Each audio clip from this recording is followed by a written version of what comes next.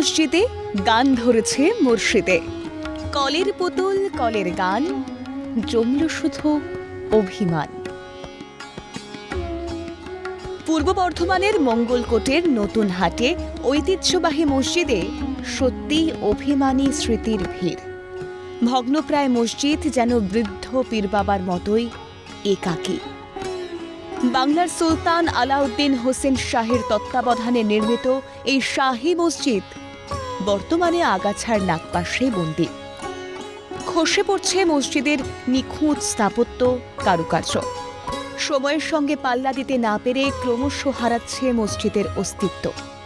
তবে বাংলার ঐতিহ্য রক্ষার মহান উদ্যোগ গ্রহণ করেছেন মুখ্যমন্ত্রী মমতা বন্দ্যোপাধ্যায়। রাজ্য সরকারের তৎপরতায় আগামী দিনে মঙ্গলকোটের শাহী মসজিদের পুরনো জৌলুস ফিরে আসবে আশাবাদী এলাকাবাসী। আবার নতুন করে সরকার যদি সেই ইতিহাসটাকে বহল করে নির্মাণটাকে ঠিক করে রাখে, তার জন্য আমরা সরকার বাহাদুরের কাছে খুবই কৃতজ্ঞ হব। আমরা ঈদ বকরিতে নামাজ পড়ি এবং কোনো মায়াত হয়ে গেলে জানাজার নামাজ আমরা এখানে পড়ি। পবিত্র জিনিসটাকে বজায় রাখার জন্য আমরা তালা মেরে রাখি। সালটা 1510 এডি। সেই সময় হুসেন শাহের রাজত্ব। হুসেন শাহের সাম্রাজ্য ছিল বিশাল। তিনি বিভিন্ন জায়গায় একাধিক এই যে মসজিদ দেখছেন, এরকম মসজিদ তিনি তৈরি করেছিলেন। এই মসজিদের যে গঠনশৈল, এটা সম্পূর্ণ ইট দিয়ে তৈরি। এই ভাস্কর্য কিন্তু সেই তখনকার, অর্থাৎ প্রায় 500 বছর আগের পুরনো পোড়া মাটির ভাস্কর্য। নতুন হাটের মসজিদের কোনো প্রতিষ্ঠালিপি বা ফলক না থাকলেও ইতিহাসবিদদের দীর্ঘদিনের পর্যবেক্ষণ 500 বছরেরও বেশি প্রাচীন এই মসজিদ। আলাউদ্দিন হোসেন শাহের 1494 থেকে 1519 সালের রাজত্বকালে তৈরি এই মসজিদ। মূলত সুলতান শাহ সেই সময় বাংলার বিভিন্ন স্থানে একাধিক মসজিদ এবং বাদশাহী সড়ক নির্মাণ করেছিলেন। তার সেই কৃতিত্বের অন্যতম নিদর্শন নতুন হাটের এই মসজিদ। তবে হোসেন শাহের মৃত্যুর পর এই মসজিদের রক্ষণাবেক্ষণের দায়িত্বে ছিলেন শাহপুত্র নুসরাত শাহ। বলে রাখা ভালো, ইতিহাসের পাতায় শাহ পিতাপুত্রের রাজত্বকাল চিরকাল বাংলার স্বর্ণযুগ হিসেবেই বিবেচিত। তাঁদের শাসনকালে বঙ্গে ছিল না কোনো ধর্মীয় ভেদাভেদ।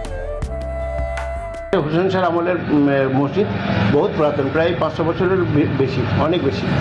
সেই মসজিদের কিছু সংস্কারের কাজ হয়েছে, কিন্তু এখনও সংস্কারের প্রয়োজন আছে এবং সেই সংস্কারটা আমরা প্রয়োজনীয় মনেও করি। যদি সরকারের তরফ থেকে সেই সংস্কারটা করা হয়, তাহলে হয়তো সেটা আরও ডেভেলপ হবে।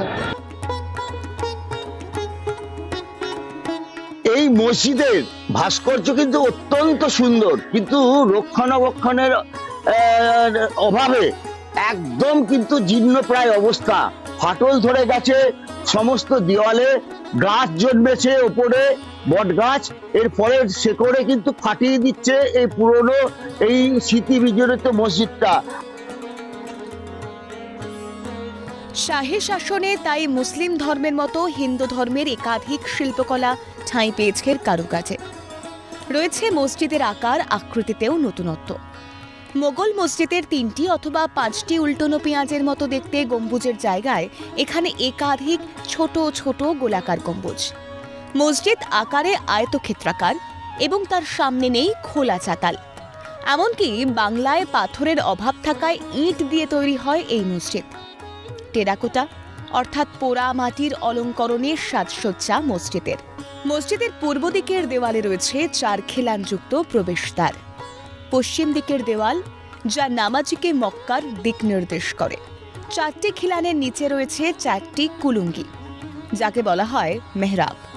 রয়েছে টেরাকোটা বা পোড়া মাটির নকশা করা ফলক। কারুকাজের পাশাপাশি মসজিদের পশ্চিমের দেওয়ালে একটি থামের ওপর রয়েছে খোদাই করা কিছু লিপি। অনুমান লিপিটি সম্ভবত পাল আমলের। অক্ষরগুলি দেখতে দেবনাগরীর মতো হলেও এই ভাষা বাংলা, হিন্দি বা সংস্কৃত নয়। যদিও স্মৃতির ভারে ভারাক্রান্ত মসজিদের স্থাপত্য ভাস্কর্যে পড়েছে মলিনতার ছাপ। ম্লান হয়েছে মসজিদের সৌন্দর্য, কিন্তু এলাকায় গুরুত্ব কমেনি এই মসজিদের। প্রাচীন বহুল চর্চিত মসজিদে আজও প্রিয়জনের মঙ্গল কামনা করতে আসেন বহু মানুষ। নতুন হাটের এই মসজিদের অস্তিত্ব রক্ষায় দৃঢ় প্রতিজ্ঞ মুখ্যমন্ত্রী। পুরাকীর্তি সংরক্ষণে রাজ্য সরকারের মহান উদ্যোগকে তাই সাধুবাদ জানাচ্ছেন সকলেই। আপাতত মাননীয়ার আনুকূল্যে জরাজীর্ণ এই শাহী মসজিদের প্রাণ ফেরার অপেক্ষায় এলাকাবাসী। অরূপ সেনগুপ্তের রিপোর্ট, ক্যালকাটা নিউজ।